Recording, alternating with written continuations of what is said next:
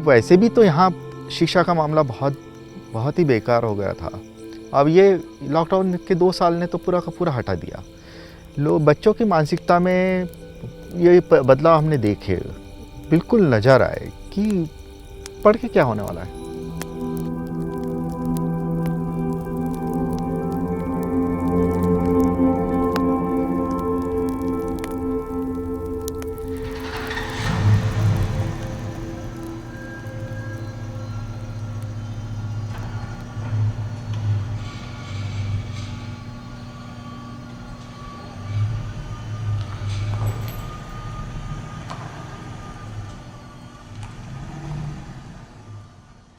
नया ही शब्द सुनने को मिला है, डिजिटल डिवाइड का।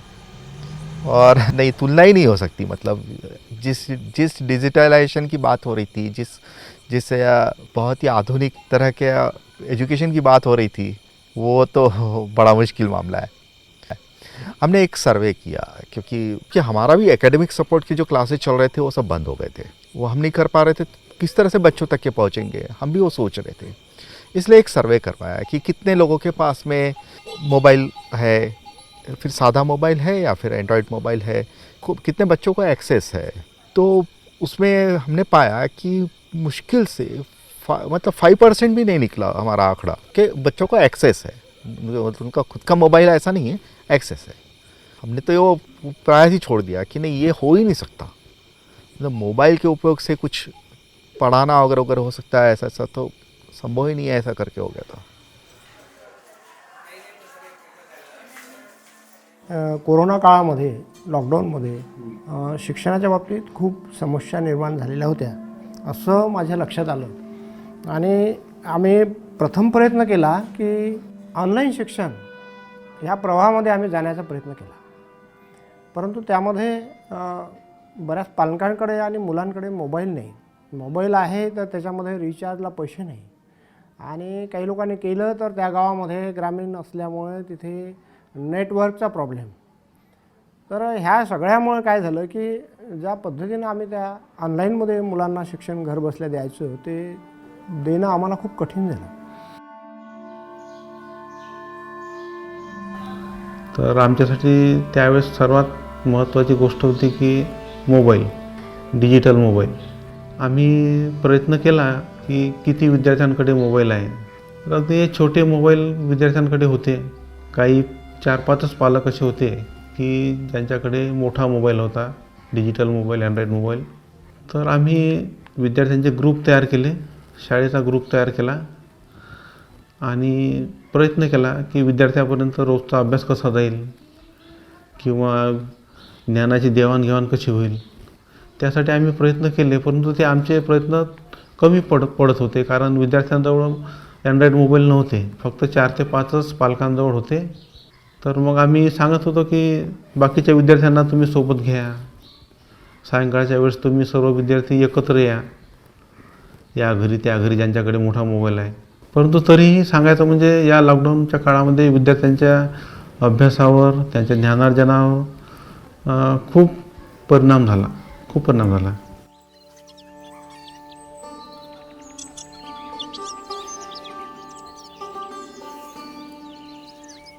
लॉकडाऊनच्या दरम्यानमध्ये लोकांना बाहेर निघता येत नव्हतं, धान्यही नव्हतं आणता येत, किराणा दुकानवाला पण देत नव्हता।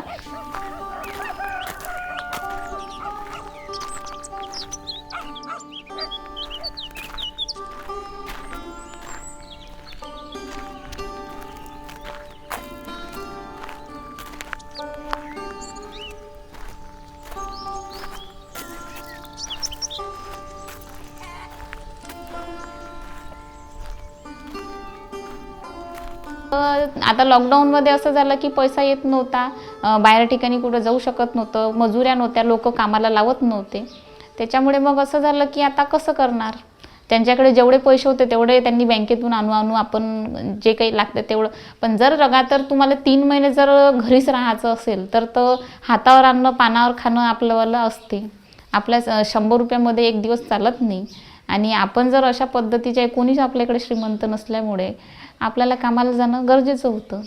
ज्यावेळेस काम लागलं ना त्यावेळेस मग एक व्यक्ती न जाता सरळ 2 व्यक्ती गेले। म्हणजे कुठंतरी ते भर काढून म्हणजे जेवढं आपलं गेलं वाया तेवढं कुठंतरी भर काढायचं होतं.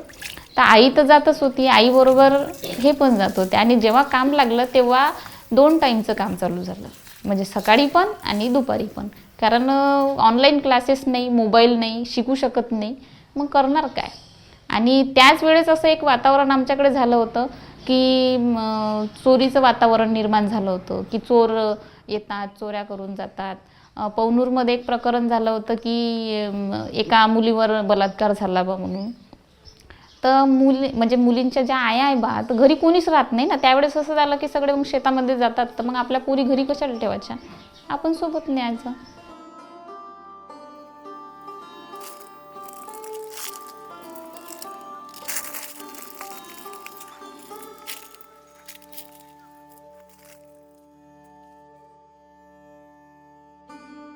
तर त्या काळात तुला जायला कसे काय लागलं की आपण पण जाऊ? तर पैशाची अडचण होती घरात म्हणून. लॉकडाऊनमुळे काम बंद झाले होते ना, तर आईवडील बाहेरगावी जायचे काम करायला. तर लॉकडाऊनमुळे या गावातून त्या गावातसुद्धा जाणं शक्य नव्हतं, त्यामुळे गावातच रोज मजुरी करायचे. आणि ते कसं या गावामध्ये जे काम करतो त्याचे पैसे कमी मिळतात, त्यामुळे तर जेवढे पैसे मिळतात तेवढ्या पैशाने घरचं खर्च नाही भागू शकत. त्यामुळे पहिले मी गेली तर मला काहीच अनुभव नव्हता. आणि पहिल्या दिवस गेली तर खूपच हातपाय वगैरे दुखते ना, त्यामुळे मग पण एकदाची सवय झाली ती मग काहीच नाही वाटत.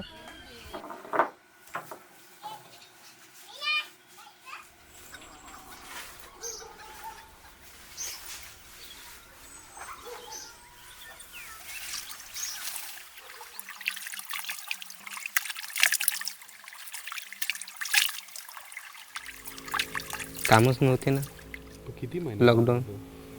लॉकडाऊन होतं तोपर्यंत. कामाला नाही गेला तर खाईन का? तसंही आहे ना,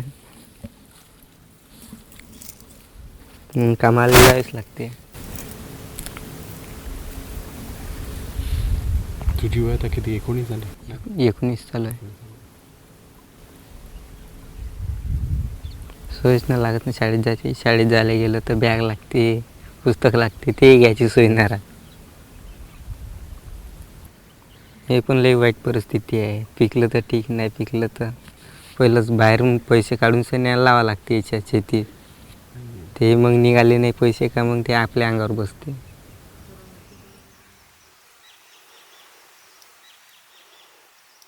एक गांव में उदाहरण के तौर पे एक गांव में अगर 15 बच्चे जा रहे होंगे, वो भी 15 से 18 साल की उम्र के, तो लॉकडाउन के दरमियान जो 2 साल में जो मजदूरी बढ़ी, उसके जो 15 बच्चे जा रहे थे अब 70 बच्चे जा रहे थे. और इसमें 6 से 14 साल के, जैसे पहले से बोलते थे कि 8वीं के बाद बच्चे जा रहे थे, 8वीं क्लास के बच्चे जाते थे. लेकिन लॉकडाउन में जो बाल मजदूरी हुई, ये बच्चा 11 साल का भी था.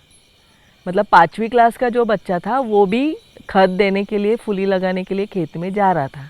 मैंने तो एक खेत में 4थी क्लास की भी लड़की देखी है जो अपने माँ के साथ वहाँ आई थी.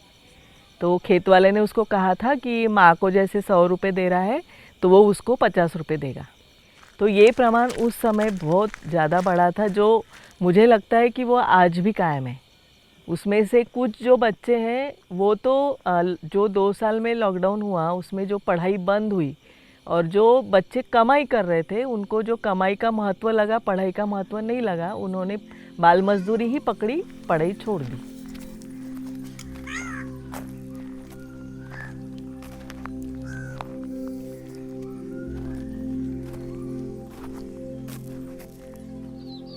पैशाचा प्रॉब्लेम होता ना,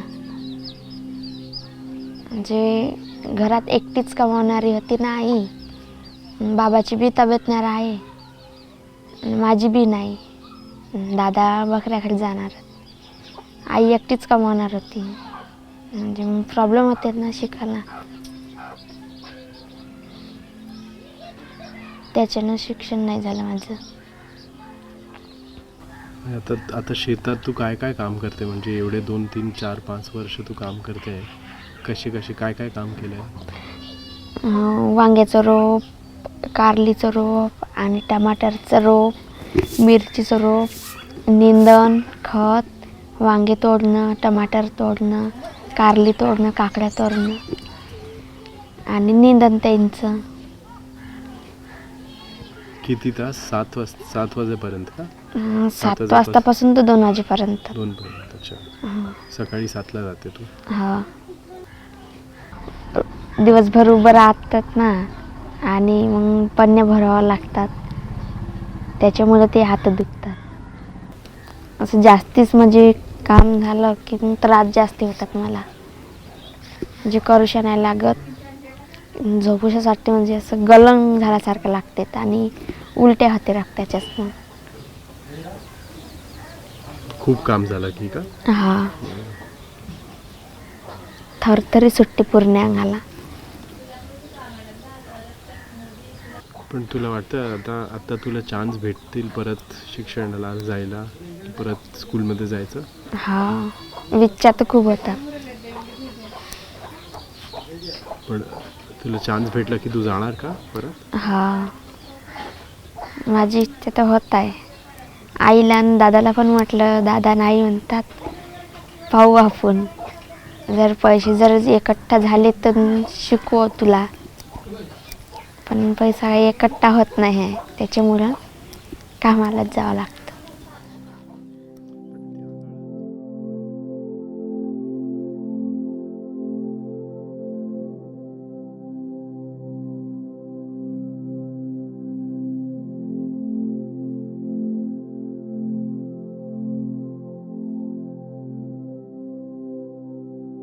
पंद्रह साल के जो 15वां चालू है अभी स्कूल.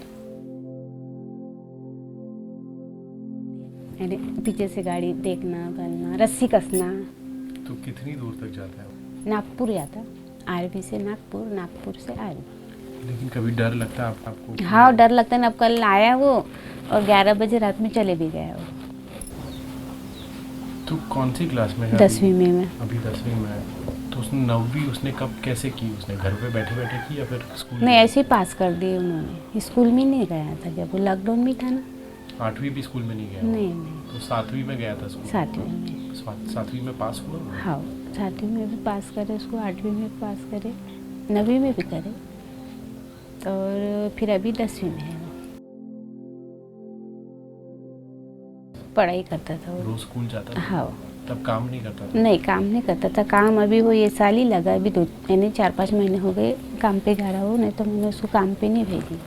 मैं बोली मेरी भी ज़िंदगी काम में जा रही, तो औलाद की भी ज़िंदगी क्या काम में जाएंगे, बापन काम काय को लगाएंगे उनको. पण थोड़ी अभी हालत ज़रा सी ये थी तो जाता. बोले अम्मी मैं किसी को मांगे तो कोई नहीं देता, बोलता पैसा, बोलता अपने ना के चला तो अपन ला के खा सकते, ला सकते, ऐसा बोलता था पहले.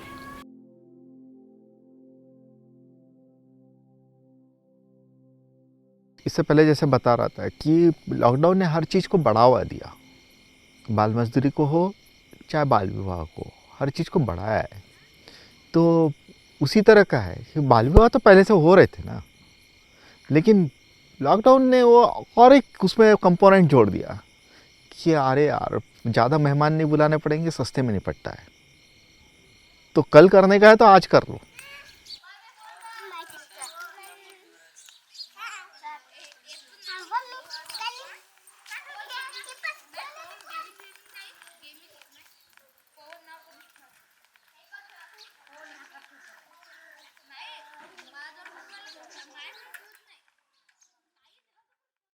ह्या काळात सर कामं नव्हते. कामं आम्ही नसल्याशिवाय आम्ही दुसऱ्याला विचारायला जाऊ का आहे का कामं, आम्हाला कामाला लावा. आमची परिस्थिती फार गंभीर आहे, आम्हाला खा प्यायला काही नाही. लॉकडाऊनमध्ये लाईट बिल हे कुठून भरावं आम्ही, ते सुद्धा त्याचं टेन्शन. मग आम्ही कामं धंदे पाहायचे, एक टाईमाचं करून ठेवायचे. कसं काही हे असं पुरलं पाहिजे ना आपल्याला बा, कसंही जपून. जास्ती रोज राहिलं तिथं कमी द्यायचे लोक, त्याच्यात भागून घ्यायचं आम्ही. तर असा म्हणजे कोणी कामाला जात नव्हते ना, बाहेरगावी असे धंदे करे ना बेलटेकचे, ते कामं बंद होते. तर पुष्कळ मजूर वाढलं होतं ना, तर शेतीत कामं कमी झालती, कामं काही पुरले नाही शेतीत. परिस्थिती अशी कमी होती. पोरगं होतं, पोराला लागे जाय, ते पोरगं घेऊन ये पैसे, आता लागली आहे मजुरी, 2 दिवसाचे पैसे हे सांभाळून ठेवू, 8 दिवस निघाले पाहिजे आपलेवाले. हे 8 दिवस तू पैसे पुरव, 400 रुपये आणले, ते 400 रुपयात मग आपलं 8 दिवस काढायचे. लग्नात का लागन जास्ती सर, लागले असं 20,000 का लागन. आणि कदाचित लॉकडाऊनमध्ये नसतं केलं असतं तर किती लागलं असतं? ते लागले असते 1-1.5 लाख. आपली गरिबी परिस्थिती सांगतो, 1-1.5 लाख लागला असता. गरिबीच केलं असतं तर. पण तुम्हाला हे पण माहिती होतं की ती म्हणजे ती 18चा खालची म्हणजे 18 त्याचा अजून झाला नव्हता. हो हो. ते माहिती असल्याने तुम्ही म्हणजे कशाला, तर तुम्हाला काय वाटलं की कसे आपण करू? आपण काय म्हटलं सर, मला असं वाटलं का बा लॉकडाऊन आहे, कमी खर्चात उरकून जाईन, माझ्यापाशी पैसे नाही, काही नाही म्हणून राहिली बहीण, तर सहीच म्हणून राहिली. लॉकडाऊन उघडल्यावर का असंच राहते, आपली परिस्थिती अशी, आपल्याला पहिलेच तर आपल्याला जेवणा खाण्याची व्यवस्था बरोबर होऊन नाही राहिली, कमाई नाही धमाई नाही. लॉकडाऊनमध्ये पैसा कमी लागते तर उरकून टाकायचं आपण, असं सोचलं होतं.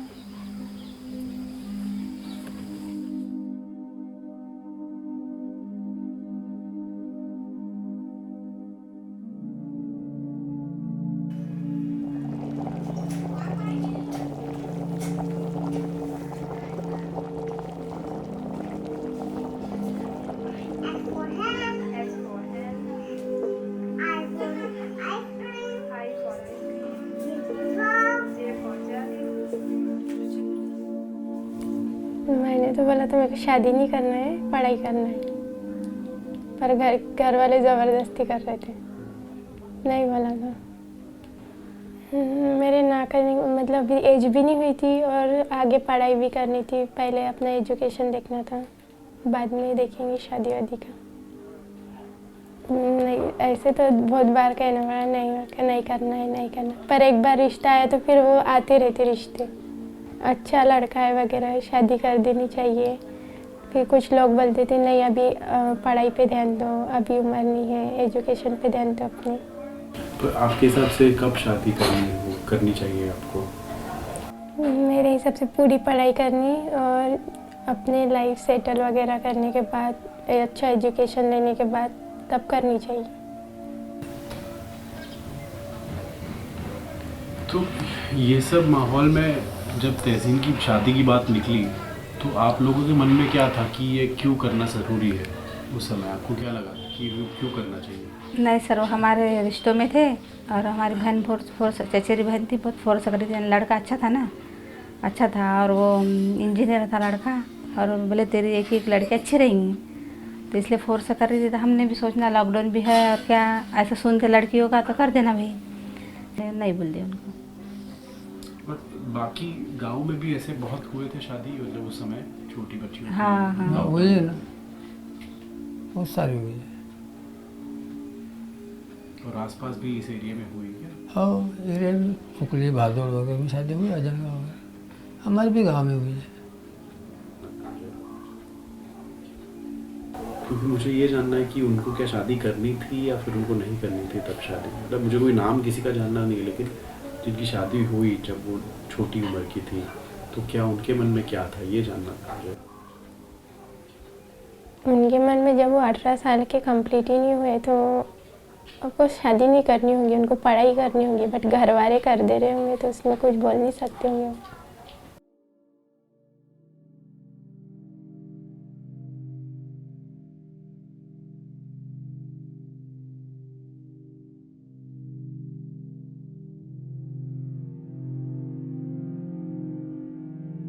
दीड 2 वर्षाचा कालावधी मुलांचा घरी गेला आणि त्या कालावधीमध्ये मुलांना ज्या सवयी लागल्या, नुसतं बसणं, काहीच नाही काम करणं, जेवण करणं, त्यांच्यामध्ये थोडंसं आळशीपणा आला, लठ्ठपणा, काही विद्यार्थी लठ्ठ पण झाले त्या काळामध्ये. म्हणजे ते सुरुवातीला असे बिलकुल सळपातळ होते, पण ते नंतर लठ्ठ व्हायला लागले. हेही झालेलं आहे. त्यांच्या पचनक्रियेवर सगळ्या एकंदरीत त्यांच्या हालचालीवर सगळाच परिणाम झाला.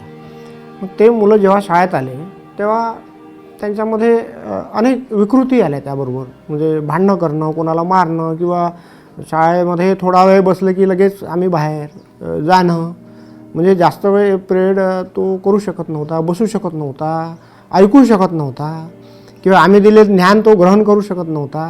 की ते मुलं जर पुढच्या वर्गात येऊन बसले तर पुढच्या वर्गाचा कोर्स हा त्याच्यापेक्षा फास्ट असतो, त्याच्यापेक्षा थोडा हार्डही असतो. आणि बेसिक त्याला 8वीचं नाही समजलं तर 9वीचं समजणार आहे, 9वीचं समजलं नाही तर 10वीचं समजत नाही. हे असंच आहेच ते. त्याच्यामुळे काय होतं की अशी मुलं मग शाळा सोडतात. आणि असे जे काही 2, 4, 5 मुलं राहिले तर मग ते काही दिवस शाळेत येतात, बसतात आणि त्यांना नाही समजलं तर ते शाळा सोडतात. मग अशा मुलांना आम्ही पत्र देतो, बोलावण्याचा प्रयत्न करतो, सगळं करतो, परंतु ते शाळेत येत नाही. शेवटी ते स्ट्रक ऑफ होतात शाळेत. लॉकडाउन में तो स्कूलें बंद थी ना, उसका परिणाम आज हम लोग देख रहे हैं. मतलब जो बच्चे आगे जाना चाहिए वो कई साल पीछे आ गए हैं. कोरोना के बाद हम लोग ने जो कन्विंस किया या उनसे मुलाकात की, उनके पेरेंट्स को समझाया, ऐसे कम से कम 4 बच्चों का हम लोग ने उनको किताबें दी, उनको एनरोल कराया. लेकिन ये चारों बच्चे ऐसे हैं जो स्कूल नहीं जाते. पहले क्या कारण था कि किताबें नहीं है, फिर क्या था तो फिर ड्रेस नहीं है, तो फिर क्या तो जाने का कोई साधन नहीं है. लेकिन आज ये तीनों भी चीज़ें फुलफ़िल हो गई है, लेकिन नहीं जाते क्योंकि उनकी उस चीज़ में रुचि नहीं रही है और कॉन्फिडेंस लेवल बिल्कुल भी नहीं है. बाकी हमारे से क्लास में जो बच्चे हैं वो छोटे हैं, हम बड़े हैं, तो अगर हमको कुछ नहीं आया तो दूसरे बच्चे हंसेंगे. तो ये कारण अब वो बच्चे नहीं जाते. उनको मजदूरी करके जो पैसा मिल रहा है तो वही एक उनका सवाल होता है कि पढ़ के भी क्या नौकरियां लगने वाली है. तो पैसा ज़िंदगी में क्या करना है, पैसा कमाना है, तो पैसा तो हम ऐसे भी कमा लेंगे. तो जो शिक्षा का एक महत्व होता है वो ग्रामीण भाग में कोरोना के बाद से काफ़ी कम हो गया है. कोरोना जब से ख़त्म हुआ है और बच्चे तो ये बोलते ही थे, लेकिन माँ बाप भी यही बोलते हैं कि सरकार तो नौकरियां नहीं दे रही है, तो हमारे बच्चे पढ़ लिख के क्या करेंगे, कमाने का तो कुछ साधन है नहीं, तो मजदूर बन के तो कमा ही रहे ना, कम से कम वो अपना पेट तो पाल लेंगे. कि लॉकडाउन खुलते ही सरकार ने बात की कि हम एक 45 दिन का ब्रिज कोर्स चलाएंगे, एक सेतु बांधेंगे, पुल बांधेंगे कि जो नुकसान हुआ है और जो शिक्षा में आना है.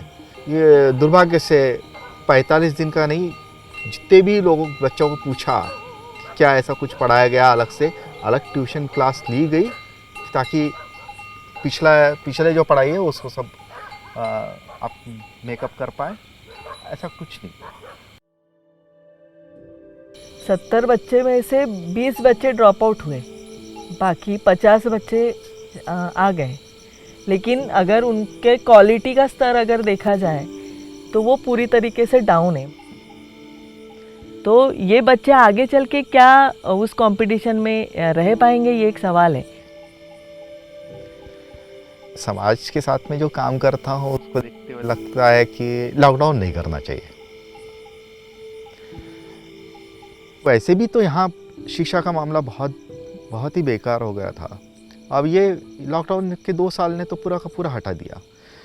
बच्चों की मानसिकता में ये बदलाव हमने देखे, बिल्कुल नज़र आए कि पढ़ के क्या होने वाला है. वही मामला कि बच्चों की शादी का मामला आ रहा था, बाल विवाह के ऐसे मामले आए. वो बच्चों को यदि हम समझाने जा रहे हैं कि नहीं थोड़ा तो अभी पढ़ ले, कम से कम 18 साल अगर तो पढ़ ले, 12वीं तक के या कुछ ऐसा थोड़ा कुछ कोर्स कर लेगी तो थोड़ा आगे चलकर ज़िंदगी अच्छा हो जाएगी. बच्चों के दिमाग में बिल्कुल फिक्स था. तो उनको इस बात का जवाब देना बहुत मुश्किल हो जाता था क्योंकि उनका कहना था यहाँ पर भी तो मजदूरी करना है और शादी करके भी तो मजदूरी करने का है, तो फिर बीच में पढ़ाई को क्यों लाने का.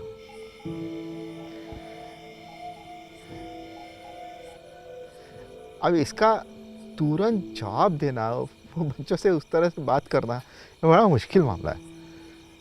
कि हाँ लॉकडाउन ने ये ला दिया था कि नहीं ज़िंदगी मतलब मजदूरी.